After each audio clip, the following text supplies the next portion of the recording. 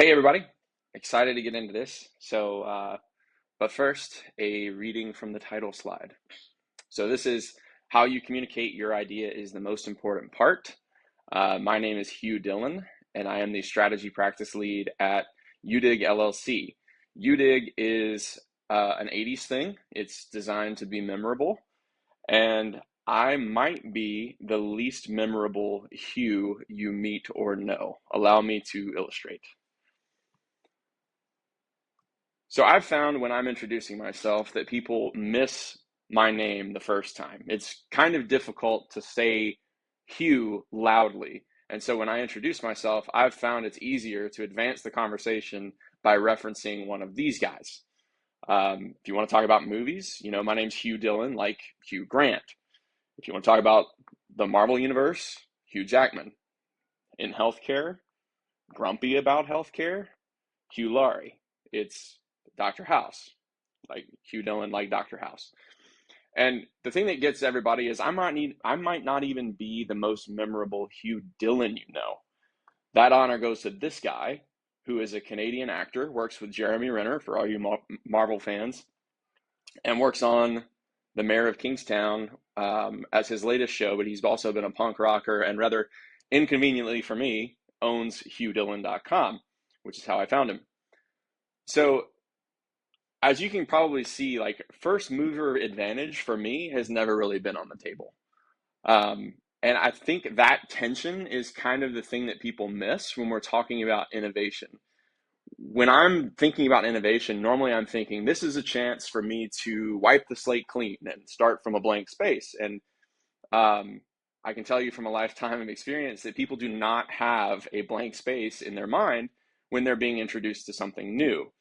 And so if we dig into that, that's where I feel like a lot of my mistakes communicating ideas have come from, is kind of making that blank space assumption. And so when I've done that, it kind of sounds like this, right? I spend a lot of my time talking about what the idea is, how its features work, and I get responses that sound like this doesn't have a feature I would like or expect, or this is just kind of too in the weeds, like what's it really supposed to do? And don't we already have a tool that does this already? And so um, I really kind of struggled to get my ideas through. And when I started thinking about it as not a blank slate, I kind of realized, oh, there's actually a better way to do this. And as we've kind of gotten into the last 12 months, things have gotten really kind of noisy because AI is just flooding the zone.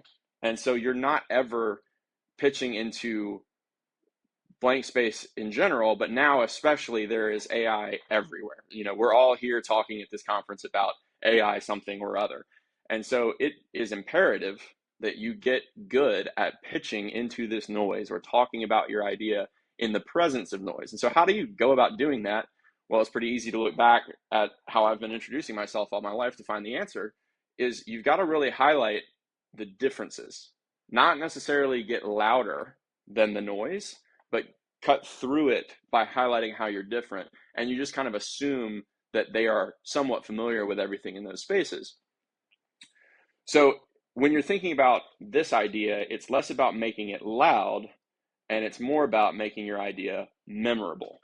So what we're going to look at today is 3 ways to make your ideas and the way you communicate them memorable so that you can cut through that noise. So to do that, 3 things. Have a memorable concept, have memorable impact, and have memorable artifacts. So we're going to jump right in. We're going to draw it up and we're going to kind of work our way through these concepts. So the first thing is, as you kind of get into your concept, you need to kind of start thinking about what makes a memorable concept. And as we've kind of worked through these at UDIG, we've kind of noticed a pattern. All of the memorable concepts are different, somewhat, but also possible. So when you're creating one of these, this is you in a closed room with maybe 1 or 2 other people kind of thinking through this idea. I need to be able to describe it in different but possible terms. And so as part of that, we're going to create and use kind of a made up company. Full disclosure, this was an AI session trying to work back and forth on what could we use as an example company. So this company is called Overview Aerial. They do a lot of drone-based planning for botanical gardens. They're extremely specialized. And I'm using this as an example to kind of highlight how to move through a memorable concept. So you are looking for something specialized, but really the exercise that we like to use is something I call known for and yet. It's a good way to balance that different but possible to get you into a space that we call the adjacent possible. That's not my term, I didn't coin that, but adjacent possible is something that is just an evolution of where you are rather than trying to push yourself into a space that you're nowhere close to. For example, I won't be acting anytime soon, especially not at the caliber of the other three hues I showed you at the beginning. It's going to be a while, give me a decade. But here, we're in the context of a company that already does pilot and topo software for aerial mapping of botanical gardens, and they're thinking about expanding to small farmers mapping disease crops. So it's not that big of a jump for them to go from mapping botanical gardens to mapping small farms. It's in the adjacent possible, but it is different. It's not botanical gardens, so you have to consider what is going to go into your concept that you highlight as a difference to make the concept memorable. And you do this on a number of things, right? You can work through known for providing aerial planning by display for manual actions, meaning when you map a botanical garden, you're not taking any action from the drone, right? You're just looking at, okay, here's the display that has some issues that we need to go fix, and then we need to dispatch someone to perform some maintenance, right? It could be watering flowers, could be administering pesticides, something, but it's coming back from the flight and then someone's running out there, they know exactly where to go. In this case, on small farms, you still could technically do that, but how would the farmer find the space? The botanical garden knows its like footprint and everything is somewhat different. It's easy to find the displays. All of the crop rows on a small farm look the same. How are we going to identify what needs to be administered and get a person back to it? Or should we use a person at all? And so when you're thinking through that concept, you kind of create this list of different versus possible, right? Different, we're going to have to figure out how to identify diseased plants, not necessarily a display in the botanical garden. But we are going to be able to reuse the path planning that we would normally use on the botanical garden to map out the farm. The other thing that's different is we might consider as part of this concept that we do want to take action from the drone to address whatever disease problem we see in the plant so that we don't have to go on this wild goose chase to find which soybean plant we're talking about. So we need to do a lot of work there that's different, but it's also possible because we have existing software. If we made the hardware right, we'd be able to trigger the action pretty easily from our existing software. So creating this different versus possible list is a great way to figure out how to evolve your concept from something that already exists in people's heads. What you're trying to get to, though, is what we call an impact statement. And that impact statement is designed to be remembered as you go through the process once you kind of finish the big meeting. So after you pitch this concept, you're going into a discussion with someone else, larger, you're going louder with your idea. And you need to get the impact of your idea down so that you can bring everyone back to it as your idea kind of expands throughout the organization. So when that expansion happens, it's subject to a phenomenon that we call impact drift, which is people start stacking things into your idea. They start saying, yeah, that's a good idea, except something mutually exclusive. So they start bringing all this stuff in. And if you don't have impact that's crisp, that you can remember and point people back to, you're always going to be spending a lot of time fighting off these, that's not quite what I had in mind. That's not quite it. Let's talk about this. So as we kind of get into the second piece, to create memorable impact that you can reference as you move through the project, we build these impact statements. And the impact statement for overview might be, we want to increase the total number of overview customers by expanding into a farmer segment in addition to our botanical garden segment. So right away, if you got your MBA hat on, you're thinking you're going to grow your company by increasing the total number of customers available to you. Right now, you can only sell to botanical gardens. Pretty soon, you'll be able to sell to botanical gardens and farmers, making your sales easier and higher volume. The next piece of this is, okay, well, what value are you going to offer those farmers? So that is the next two lines, right? Provide ways to identify diseased crops quickly and easily, and take precise action with limited chemical volume. So I'm not just going to take a helicopter or an airplane and just blanket your farm in disease killer, right?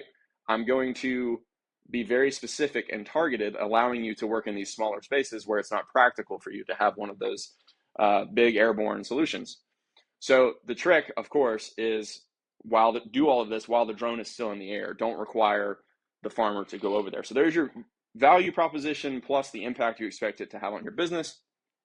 And then you might workshop this as you kind of work through the different early stakeholder discussions. So somebody might say, yeah, we like that impact statement, but let's change that last line, because it's not necessarily that it has to be in the air. It's that we just don't want to make the farmer go soybean hunting, right? That's just not something we want to do. And that's a good ad, right? So we bring that back and we say, okay, here's what we want to remember. It's not that we had to have it in the air. We don't want people thinking it has to be in the air. We want people thinking, I don't want the farmer going on a hunt through the rows of crops to figure out where to apply the intervention. So with that in place, now you're able to go start the project and get working on it. But things can happen during that process as you do this, where as things start to get going, you start to lose the different pieces of the impact. We're not going different enough. Our value prop is getting watered down. We're not actually bringing the right things into scope to have the actionability on the drone. People keep saying in the engineering group, well, that's really not practical. It doesn't make a lot of sense to put the tank on the drone. Why don't we just start with put the action responsibility back in the hands of the farmer? And that kind of kills the idea, right? They're still going to have to run through all these rows of soybeans. They're not going to buy this thing. It's not going to really increase the total addressable market because the value isn't there for them. But on the flip side, you might have every feature out there being deemed critical, and then it causes the whole thing to be late, and you don't address an opportunity that you see, or that opportunity changes, right? Remember, there's all this noise from AI. There might be another company that gets into this space sooner than you. You already have the advantage right now. So you need to get this next evolution out and tested with your customers before you go any further. And when people are not used to seeing that, they tend to stack all of these features in, right? Like, oh, it also needs to be able to refill itself midair in the tank, because what if we run out of intervention ability in the midair? If your impact statement says it has to stay in the air the whole time, that might be something that is really hard for you to corral. So finding the right impact statement is key as you build them, to think through, how am I going to prevent the MVP tendencies of the engineering groups and the feature stacking and all requirements must be met tendencies from the business side on the different and possible ends of that spectrum, right? So the trick is the last piece, to create memorable artifacts. So these are most valuable when you are not in the room. So now that you've kind of defined your impact and you've got the concept and you need your whole organization to rally around it, you need to create ways to guide the conversation. And the best way to think about this is kind of the way that we've seen people think of these three other famous Hughs, or if you're really unlucky, the other Hugh Dillon, right? When I go to introduce myself, someone new to them, use that to your advantage. My name's Hugh, like Hugh Grant. So you can say, well, here's the existing workflow, but here's how it's different, and highlight one or two things. The best tool that we found for that in the last 12-ish months is a service blueprint. And this is often overlooked. It's pretty simple, but it's a staple of service design. And what you do is align the customer journey, the blue part up there, with the technical underpinning to bridge what is different and what is possible. So right now you might start with a service blueprint that says, here's how we approach botanical gardens and mapping them out, right? We throw the drone into the air, we preloaded it with a map of the botanical garden, and it figures out the optimal path, and then it brings back a map with the current state of the garden, right? And so that might be our 3 or 4 steps. This example is from the Nielsen Norman Group website. There's a lot of great material on this out here at that website, but it's about an appliance purchase, right? So they visit the website, they check the store, they figure out features, price, and availability, make a purchase, and go from there. This is just an example. It's what they teach on their website, but this is what it looks like. The way we've used it in the past 12 months is the same way as kind of like start from somewhere. That's what's good about artifacts. Memorable artifacts align with what you're already used to seeing and then work the differences out from that starting point. So for here, it might mean this kind of thing for the overview aerial group where it's, pre-flight scouting. And then we have this like step in here where are we going to add the intervention tank where we can still, have the drone take an intervention instead of the farmer? Where are we going to put that? Well, you could see or make a case for, if we stopped and slowed down on this for a little bit of time, that you might could do it before you fly, after you fly. There are pros and cons, do 2 flights, all of these kinds of things that could go into it. But the point is that you're defining the guardrails visually in the service blueprint to guide the discussion and collect feedback in channels that you want, rather than having it just be a blank slate and everyone says, here's what the idea is and what it should be and all this kind of stuff. So once you do that, you kind of put that service blueprint in the middle of the different and possible extremes, and then again, work to what people already know. So you want to connect UX research, UI designs, those things to the top half of your service blueprint, because people on the business side won't be able to give you real reactions unless they spend a lot of time with that service blueprint, and not many of them have a lot of time. So what you want to do is kind of meet them where they are, speak their language as best you can by showing them this is what it will work like. And then that artifact becomes another memorable thing that gets shared around the organization. Kind of goes viral, if you will, among the people that are in rooms that you're not in. Same thing is true of the technical side, where you're using things like software architecture diagrams or microservice designs or any of those kinds of things to connect to the base layer underneath the service blueprint in the green.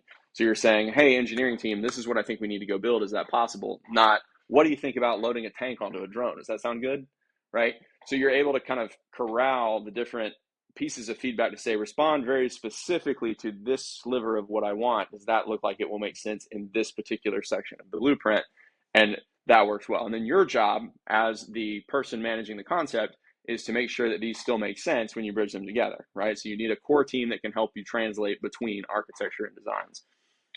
From there, that helps you stay on your impact statement. So if you've built your impact statement well around a different but possible concept, then you can tie that into a service blueprint, tie that into the artifacts we're used to seeing, and then you can keep your project focused on the impact and prevent that drift we talked about. So that will prevent others from coming in and pulling the idea too far off the axis, preserve the value proposition, and bring about real impact for your business. So that was it. So remember, you need 3 things to get there. You need a memorable concept, and we talked about different but possible. You need memorable impact, a clear statement that articulates the value to your business and the value proposition to your customer base to achieve it. And memorable artifacts, which are things that can communicate the message easily, pre-fill the idea in people's brains, and present for you when you're not in the room. So if you get those three things right, you'll be able to communicate your ideas in a way that cuts through all of the noise that comes from everywhere. So if you enjoyed that concept and you want to read more about it, there are definitely some things that I pulled from when I was putting a lot of this source material together. The first thing is an article that has influenced me significantly by Jared Spool called The 5 Indispensable Skills of UX Designers. They are sketching, storytelling, critique, presentation, and facilitation. There's a lot to be learned in each of those buckets, but all of those things are ultimately about communication and getting new ideas introduced to others. So a lot of depth there. That's an old article, but a good one. I love it. The second one is called Draw the Box Smaller, and it's from Jason Lingstorff, and it's a great story of his from when he was at IBM, where he was looking at, I have a great concept. It's really complex, and I don't understand why people won't adopt it. And the answer ended up being just make it look less complicated visually than it actually is. And service blueprinting plays into that effect, because even though you have all of these complicated microservices and those kinds of things, the boxes around them make them seem very, undaunting. They're quite easy to start talking about as a box. So if you keep the diagram simple in the service blueprint, people are more likely to opt into your um, request to engage or brainstorm or stay open to your ideas. As we discussed, Nielsen Norman Group has a great definition intro course on service blueprinting. Highly recommend that. And then a lot of our own content at udig.com is around aligning business and technology using these methods. So if you want to go a little deeper, there's also some material out there for you on our website. So that is it. Thank you all very much. And again, my name is Hugh Dillon, not that Hugh Dillon.